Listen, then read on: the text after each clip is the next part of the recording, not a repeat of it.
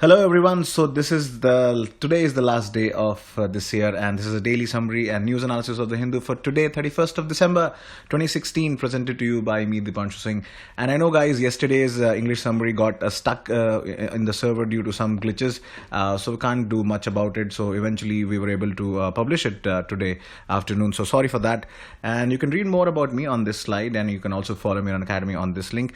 This course has been continued from past 3-4 months, and if you think that this course has been really beneficial for you guys and you want this course to continue, so do let us know, and do rate, review and recommend this course. And the question for today is about the measures which can be taken to address concerns about the high risks in the banking sector in India. And before we begin the discussion of today's editorials, I want to wish all of you a very, very happy new year and a prosperous new year. May you achieve all the success and happiness in your life in the coming years. And do prepare well and do hard work. That's the only way to achieve success, and rest leave to God. So the first opinion is regarding the Supreme Court's report card for this year. As you know, there has been a continuous tussle and struggle between the government and the judiciary, from NJSC to Uttarakhand, floor test, the national anthem case, the defamation case. A lot has happened this year regarding judiciary and the tussle between the judiciary and the central government. So basically, judiciary wants that they should not be interfered, their authority should not be undermined, and the role of the executive in the appointment should be less. And at the same time, they haven't even reformed the collegium system, which actually erodes the moral authority. And it all started from the judge's case, and then obviously collegium system was formed. And recently, even the Chief Justice of India said that they want the collegium system to be reformed. There's a lack of transparency in the collegium system. And while constantly they want to stress on its apparent autonomy, the court has obviously appeared to cave in to the very majoritarian impulses that it actually wanted to stay away from. So that is one thing that they need to take care about. And it doesn't sit in bank in the sense that they do not, all the judges do not hear the cases at the same time. There are individual judges and individual benches, hearing the judgments. So they obviously, every judge is bound to have a own disparate and a separate outlook. But yet, as a collective institution, they have actually failed to live up to their task of acting as the keeper of the country's conscience, and most importantly, ensuring the fundamental rights are implemented. So we will go through some of the notable examples of this year. So first one is obviously the NGSC verdict, which was struck down, as the court said that it infringes their autonomy and violates the basic structure of the constitution. And because it's bizarre, because the collegium does not find it mentioned in the bare text of the constitutions. And obviously after that, much deliberations, a memorandum of procedure, and now the Supreme Court actually throw the ball in the court of the government. Now, if they had so many issues with the government, why did they eventually want the government to design the MOP? And this is going on back and forth again and again. And even one judge, Justice Chamleshwar, actually declined to participate in a meeting of the collegium because he said that the collegium system lacks transparency and accountability. The second case is about the defamation, Subramaniam Swamy case, very famous case. So another concept was invented about the constitutional fraternity and assurance of mutual respect and concern for each other's dignity, which actually does not even have any mention in Article 19(2) of our constitution.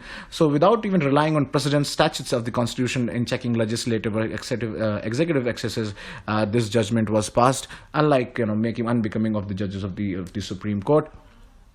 Next one, obviously much talked about, is the national anthem case, making it compulsory to be played in cinema halls and making people stand up compulsorily in the cinema halls. So it actually disregarded separation of powers, and the court actually sidestepped the boundary and the prerogative of the parliament in making the laws. Because they obviously assumed the role of a super legislature, having tasked itself with the power to impose its own brand of nationalism. I know this statement is a little tricky, but then that's what is going on. And imagine if these verdicts are followed and set example for actually the high courts, which are obviously very tempted to exercise their powers, given that they have much wider powers of writ functions to perform. And the case in point will be the Aadhaar as making as optional service. So Aadhaar, as you know, the government wants Aadhaar to be compulsory, but there's a constitutional bench which is still yet to hear the concrete arguments about Aadhaar, which obviously making it compulsory violates citizens' fundamental right to privacy because obviously a lot of data, biometric data, is vulnerable to hacking as well. And the last petition was regarding challenging demonetization. So for this, from procedural validity to infraction of the fundamental rights, which have been questioned in numerous petitions, the Supreme Court has actually clubbed all these petitions and referred it to 5 judges benches, which may actually render fait accompli, comply with like of the Aadhaar case. Basically, once the damage is done, there is no point of discussing about that case, similar to the Aadhaar case. So basically, these instances reflect the Supreme Court's lacking moral courage, and an independent judiciary therefore requires that possesses the will and the conviction to solve one of the toughest and hardest cases in very swift manner, uninfluenced by societal or political pressures, in a manner that actually enriches the finest value of our constitution and its traditions. So do read about this Empowerment Diaries about Jammu Kashmir, very important article as well. The next one is about editorial about the Syria and the ceasefire which has been drawn up in Syria against the rebel forces and the government, with the mediation of Turkey, Russia and Iran, so which could actually be a turning point in the country's civil war after 2 previously failed attempts.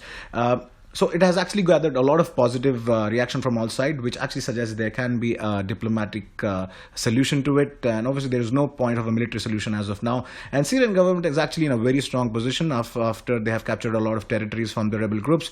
And rebel groups actually do not have much to talk about, much to do about. And they only have the choice whether to fight this never-ending war of attrition or seek to gain from whatever military influence they have are left with. So a big geopolitical war is going on in this region. As you know, a lot of powers are involved. Western powers are led by USA and obviously Russia, Turkey and Iran at the same side. Turkey being in the middle of juggling between US and Russia as well. So there is a convergence of interest of Turkey and Russia in this. Basically, Russia wants to retain its core interest in Syria and does not want to get stuck like in Afghanistan and Iraq. And obviously Turkey wants to prevent spillover of this, to stop this ongoing Kurdish rebel movement around this area between the Syria and Turkey. There have been numerous instances of terrorist attacks by Kurdish rebels in Turkey as well. So, but the major concern is that Turkey supports some of these rebel groups, while there are several other groups which get support from Gulf monarchies as well, which obviously threatens the peace deal as well. And if Kurds are invited for talk, Turkey might withdraw its support from the peace process, so that is one major concern as well. But we can only hope for a new beginning at next month's Astana summit as well. Quickly go through the business news. So India has signed a DTA amendment with the Singapore to effectively check the round-tripping and use of black money. And the note ban has actually tripped economic momentum. There has been decline in the GVA and expected decline in GDP as well, because the IIP number has contracted, and even the current account deficit has contracted sharply in the last 2 years. And even though the demonetization has pushed the digital transaction, cash may still be the king, because a lot of number of people still in the informal economy use cash as well. And the cash crunch has actually hit the FMCG sector, that is the fast moving consumer goods sector. The sales have declined obviously because there is less money and the demand has contracted, so it was affected as well. And the fiscal deficit has widened amid lower revenue, because there was a shortfall of revenue post demonetization as well. And the revenue deficit during April-November stood at 3.48 lakh crore. And good news for Apple fans. So Apple's partner, Wistron, a Taiwanese original design manufacturer company, is going to set up a manufacturing plant as per the understanding between Make in India in Bengaluru. So as you already know, the Apple already has a design and development accelerator unit in Bengaluru to develop iOS apps. And national-based news. So Center OK's Bhadradari thermal project it will be using the subcritical thermal generation technology. And there was a study by UK which says why women suffer more work-related stress than men because of lack of managerial support, balancing work and family life, which leaves them feeling drained, and most of the stress is in the health and public sectors of the economy.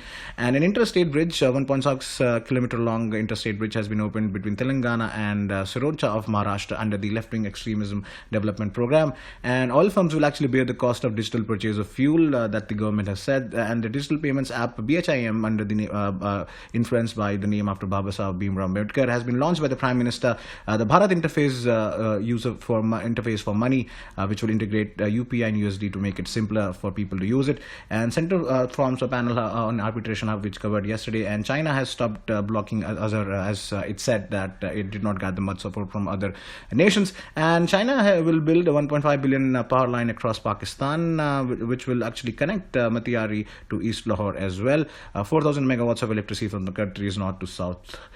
So this is it for today, guys. Have a good year. Have a happy new year to all of you. Thank you so much and have a really, really good day. Bye-bye.